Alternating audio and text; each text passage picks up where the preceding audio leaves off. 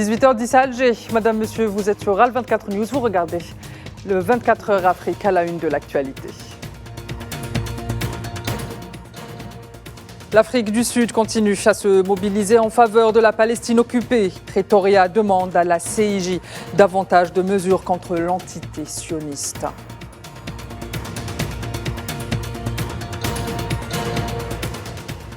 Et c'est vers le futur que les diplomaties nigérianes et russes regardent en aspirant à approfondir les relations entre leurs deux pays respectifs.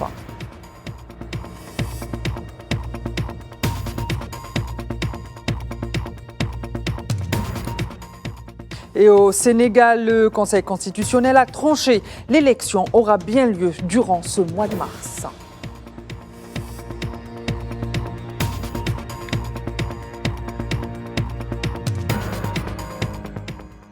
Je vous le disais à l'instant, l'Afrique du Sud a demandé hier, mercredi, à la Cour internationale de justice d'imposer de nouvelles mesures d'urgence à l'entité sioniste face à ce qu'elle a décrit comme la famine généralisée résultant de l'agression de l'occupant sioniste à Gaza. Pretoria a affirmé que cette requête pourrait être, je cite, la dernière opportunité pour la Cour internationale de justice pour sauver le peuple palestinien de Gaza, déjà mourant de faim et maintenant au bord de la famine. Fin de citation. Pretoria s'appuie notamment sur les arguments du Bureau des Nations Unies pour la coordination des affaires humanitaires. Et pour rappel, c'est la deuxième fois que Pretoria demande des mesures supplémentaires à la haute juridiction de l'ONU qui siège à La Haye. Sa dernière demande en février ayant été rejetée.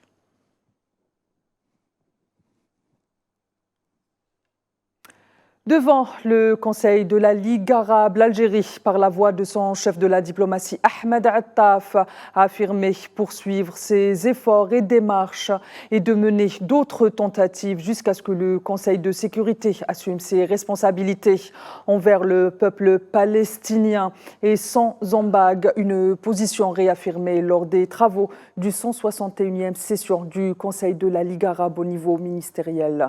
Neila et Hamouda.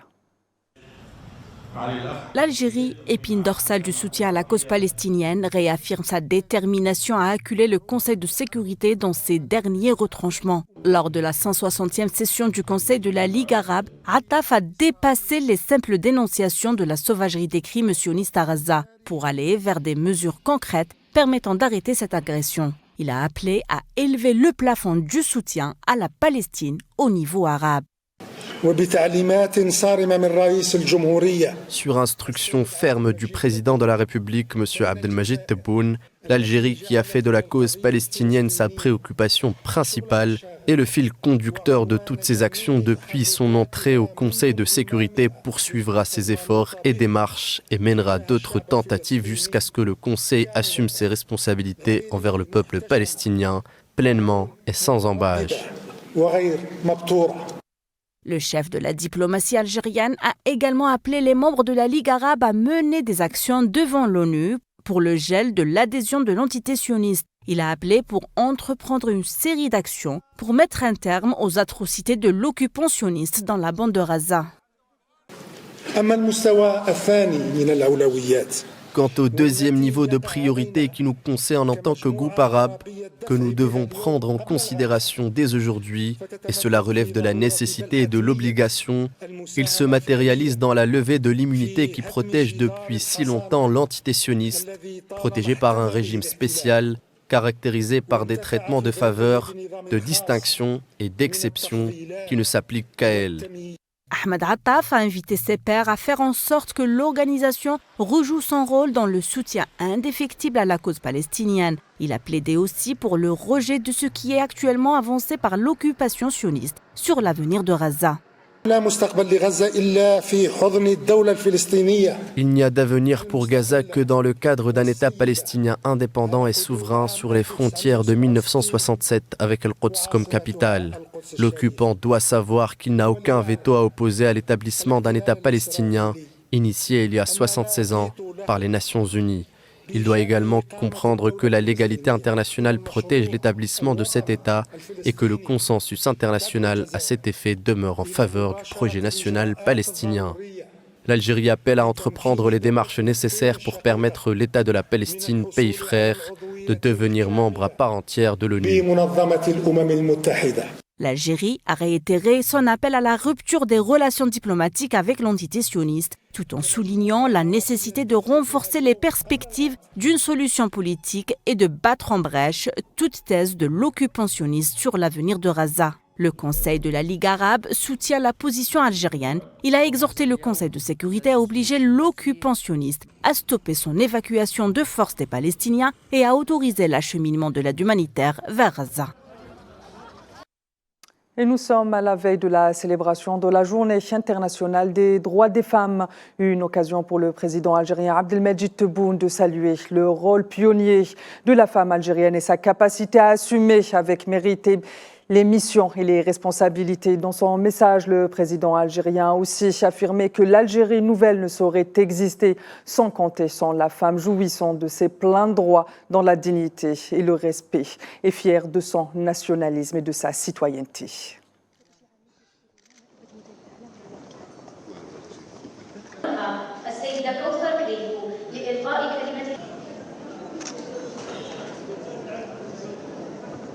ولإنجازاتها واستحقاقاتها.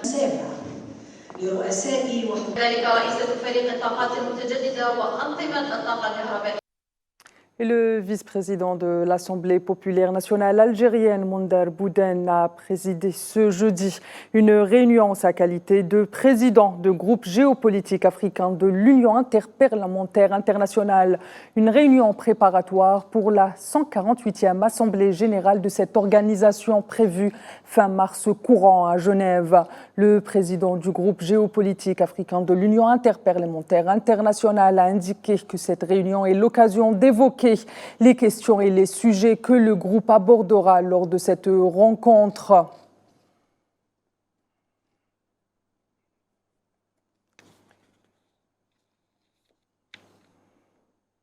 Le Niger, le Mali et le Burkina Faso ont annoncé la création d'une force militaire conjointe pour lutter contre le terrorisme qui les frappe depuis des années.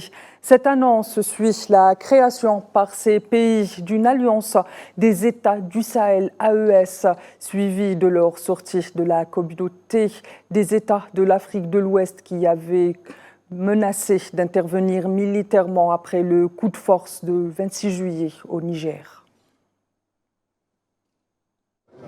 Après les échanges entre nos structures avant la tenue de cette réunion, et le travail interactif des experts, nous sommes parvenus à élaborer un concept opérationnel permettant d'atteindre les objectifs en matière de défense et de sécurité. Ainsi, nous sommes arrivés à concevoir une force conjointe des pays de l'AES qui sera opérationnelle dans les plus brefs délais pour prendre en compte les défis sécuritaires dans notre espace. Les Sénégalais savent à présent qu'ils éliront leur nouveau président fin mars et entrevoient une sortie de crise provoquée par le report de l'élection. Mais ils doivent encore s'entendre sur une date exacte à l'heure d'entrer précipitamment en campagne. La présidence annonçant le premier tour pour le 24 mars, le Conseil constitutionnel le fixant au 31 mars de la même année. Les détails avec Kherdin Batache. Les manchettes des journaux ont été remaniées à la dernière minute. Ça grouille dans les rédactions de presse, c'est pour cause. Le couperet est tombé mercredi soir. Le peuple sénégalais ira aux urnes le 24 ou le 31 mars prochain pour élire son nouveau président. La saga de l'élection présidentielle au Sénégal a pris fin hier. Le dernier acte a été joué par un protagoniste devenu clé durant les dernières semaines. Il s'agit du Conseil constitutionnel qui tranche et fixe la date du prochain scrutin, et ce après avoir invalidé l'échéance proposée par le président Macky Sall au moment où les regards étaient tournés vers l'Assemblée nationale sénégalaise, où les députés s'apprêtaient à voter un projet de loi d'amnistie.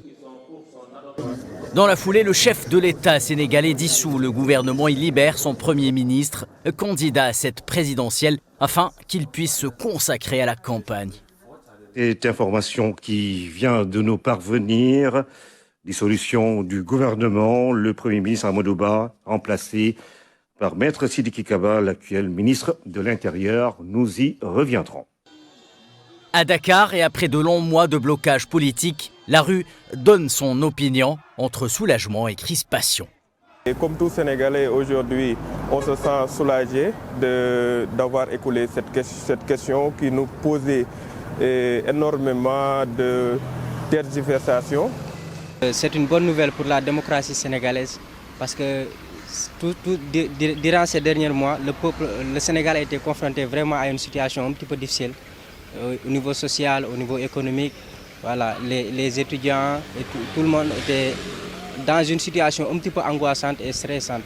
Je pense qu'enfin le Sénégal va pouvoir respirer à nouveau. Je trouve la date trop proche. Elle aurait pu être repoussée d'un peu plus pour que la campagne électorale se déroule le mieux possible. Ces élections sont très serrées et dans ce même contexte, voter une loi d'amnistie malgré toutes les personnes tuées est trop. Chacun doit se mettre à la place des familles. Dans un effort pour désamorcer les tensions, le Parlement a fini par approuver mercredi la loi d'amnistie proposée par Sall qui pourrait potentiellement accorder une amnistie à des manifestants et des membres de l'opposition impliqués dans les manifestations anti-gouvernement au cours des 3 dernières années. Le Fonds monétaire international a octroyé 5 milliards de dollars de prêts supplémentaires à l'Égypte, qui a relevé son taux directeur à un record et fait perdre à sa monnaie un tiers de sa valeur face au dollar. Le Caire, dont la dette extérieure a triplé en une décennie, avait procédé à une dévaluation de 50% ces derniers mois. Mais le FMI fait du flottement de la livre fait une condition à son aide.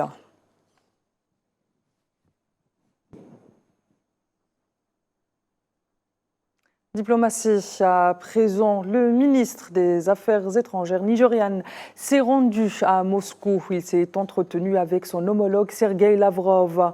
Les deux pays aspirent à renforcer leur coopération dans les domaines de l'économie, sécuritaire et militaire. Plus de détails avec Safwan Ben Sabri. Le Nigeria et la Fédération de Russie comptent renforcer leurs liens. Le chef de la diplomatie nigérian s'est rendu à Moscou pour y rencontrer son homologue Sergueï Lavrov. À la table des matières de la rencontre, une plus grande coopération stratégique, militaire et économique.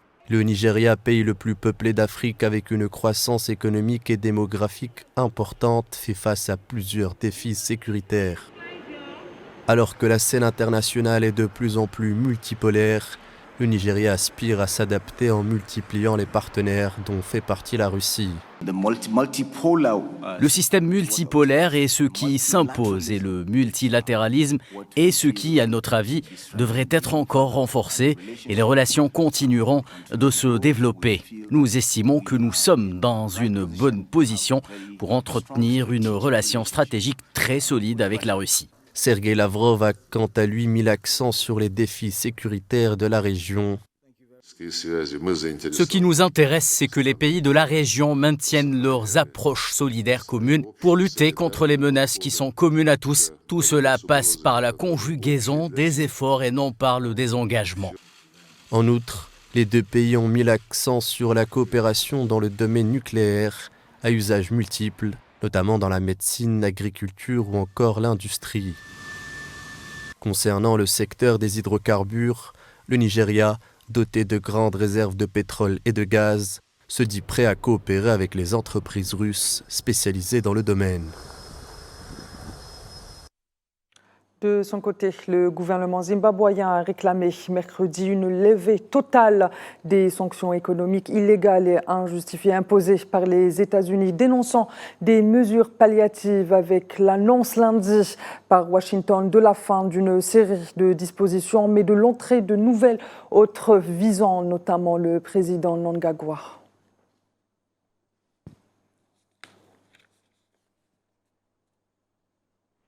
Madame, Monsieur, c'est la fin de ce 24 heures Afrique. Je vous retrouve tout de suite après le 19 Info pour l'échiquier international. À tout à l'heure.